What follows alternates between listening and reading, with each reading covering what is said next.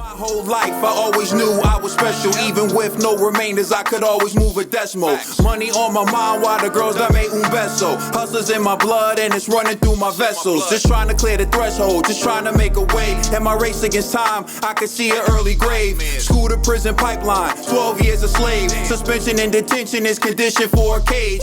The last topic we're going to discuss on Boxing Bros is Chocolatito dominates Julio, Cesar, Martinez.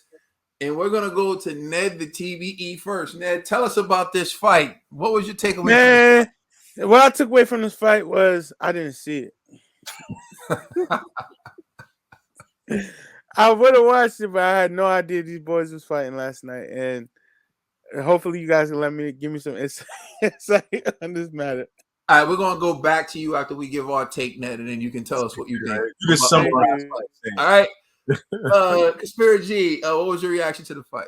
Man, Chocolatito, man, did an amazing job. Let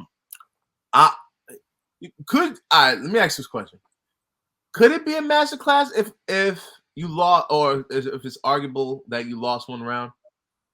Yeah, why not? Okay, all right. Because I had Martinez win round one, but every other round after that had Chocolatito. So, and I was just like, damn, man, this kid Martinez is he's swinging, throwing his hardest punches.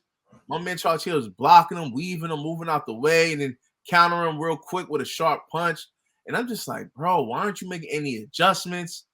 And he was getting so tired. Like, I was just like, damn, Chocolatito's still fresh. So it was dope to see the OGs still spanking these young boys. You know what I mean? And I was hoping maybe Martinez in the last 2 rounds, because I remember his corner was like, I think it was around 9 or 10. It was like, yo, in the championship rounds, this is when you turn it on, and this is where you'll knock him out. Didn't happen. You know what I'm saying? Like, my man will try his hardest to throw hard shots, but again, looping hard shots. Chocolatito seeing them punches. There was maybe a few times where he landed a 1-2 straight shots where Chocolatito got hit, but he ate those like Scooby snacks. So it was just a one-sided fight, man. Salute to Chocolatito. You know what I mean? He did his thing. It was a dope fight. You know what I mean? I'm not really into the little guys like that, but I gave him credit because it shows IQ could always be the guy with power and a dude that's Martinez almost reminds me of a little Dillian White, actually. It's kind of fights if Dillian was more in shape, I think Dillian will fight like this dude. But it didn't help out at all because Chocolatito was just more sound in the ring, more defensive, had better counters, So, and not to mention, Chocolatito was forcing Martinez backwards, which was amazing because I'm like, yo, he's the older dude. You're the stronger fighter. You should be the one pushing this guy back. But instead, the OG's doing it. So, man, hats off to Chocolatito for putting on a great performance last night. It was really entertaining. Yeah, I think there were a lot of variables in that fight. The first thing I'll start off by saying is Martinez didn't make weight. So he ended up having a scenario where he attempted to make weight 2 or 3 times. I think 3 times actually. And he still didn't make weight.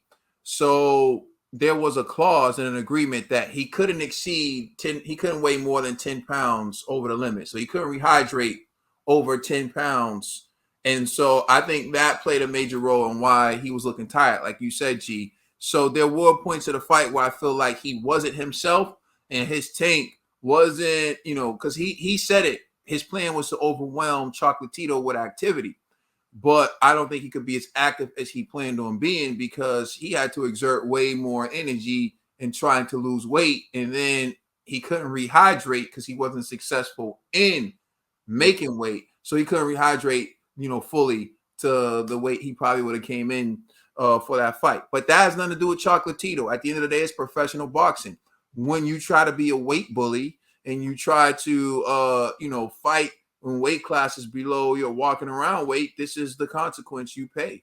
And so he couldn't make weight. And did that have an impact on the fight? Possibly.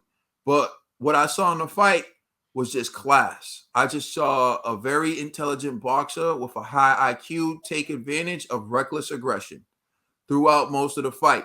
Martinez, like G said, he would swing looping punches. He would try to throw combinations. Lomachenko, he reminded me of Lomachenko almost, but Chocolatito would shell up, pick him off with the gloves in his forearms, and then counter with clean punches. You saw the punch placement. It was like Chocolatito was very intelligent. When he would throw combinations and Chocolatito would pick him off and he would miss, immediately Chocolatito would give him a hook to the body. It wasn't like Chocolatito was loading up on his punches. It was just beautiful punch placement, timing. It was just boxing IQ versus brawn and youth. And like Martinez is like, I'm going to physically dominate him and impose my will on him. And Chocolatito was just kind of like the matador, getting out of the way and just landing and disciplining the young guy most of the fight. And he hurt Martinez several times in the fight. And I was thinking like, why don't y'all just stop it, man? There's no way he's going to win. Like, it's just started to become like, is this round even necessary? Yeah, it became like that. But I think what you saw was the difference between having boxing IQ, right? Having the ability and the discipline to make weight. And you saw a true professional in there against a young up-and-coming talent with great power, great strength, but not the most technically sound and not the most committed. And that's what led to it being a dominant masterclass for Chocolatito. And I give respect to Martinez because he never cheated in terms of trying to win. He tried to win. He gave it all he could.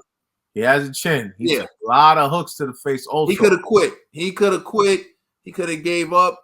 He gave it all he had on that stage, but it just wasn't enough. The IQ, the punch placement, the timing, the composure of Chocolatito was just like Chocolatito didn't even utilize movement like he could have. He was just in the pocket.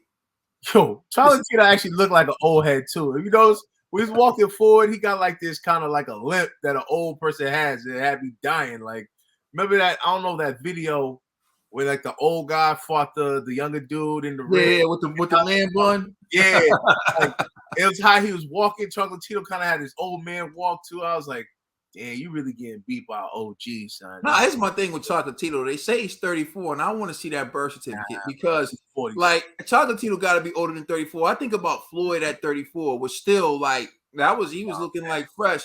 Think of like B-Hop at 34. I think of Manny Pacquiao at 34. I think of like a lot of these guys, like even Terrence Crawford's 34 right now. That's what I'm saying. Terrence Crawford's 34. Tyson Fury's 34. And when they talk about Chocolatito, they talk about him like he's 50 or something, like the old guy in the ring. And I'm like, right, he ain't really that old. Like, yo, he's walking old.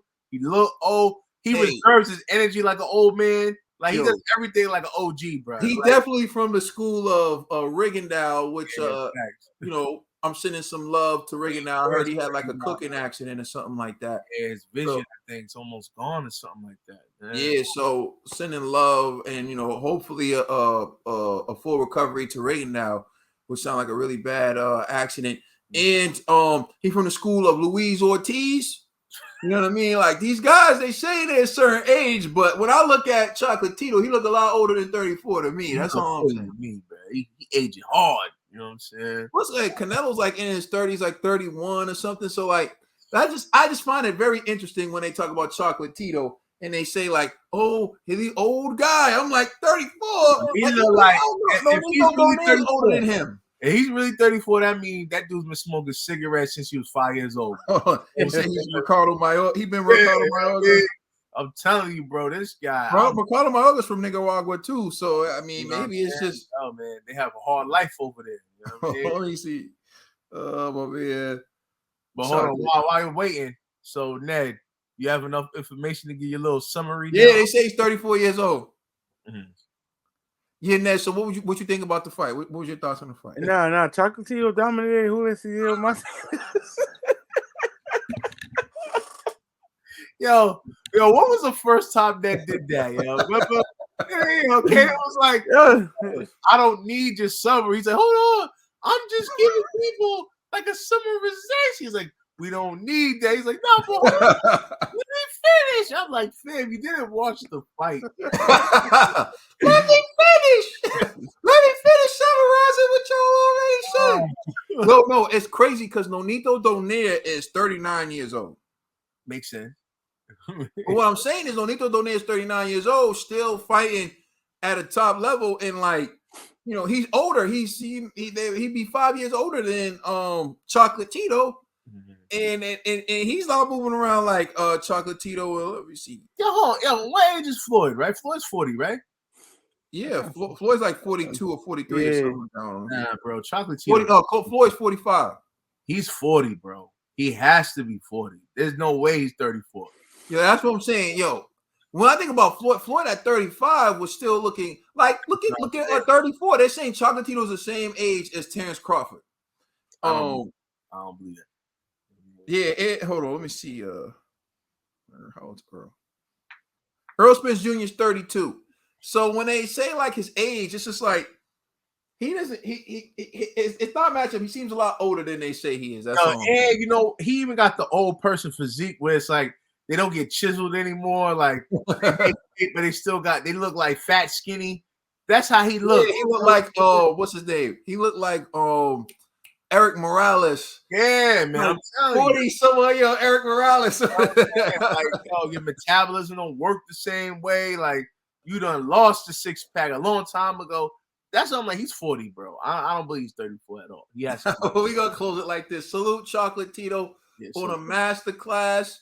We're not sure your age, but we know one thing. You still got it in the ring. You put up a great performance. So salute to you. Thank you for watching. Please like, share, and subscribe. Leave a comment in the comment section. Let us know what you think about Chocolatito's performance, and let us know how old you think Chocolatito is. You think he's from the school of Luis Ortiz and Rigondeaux? Let us know.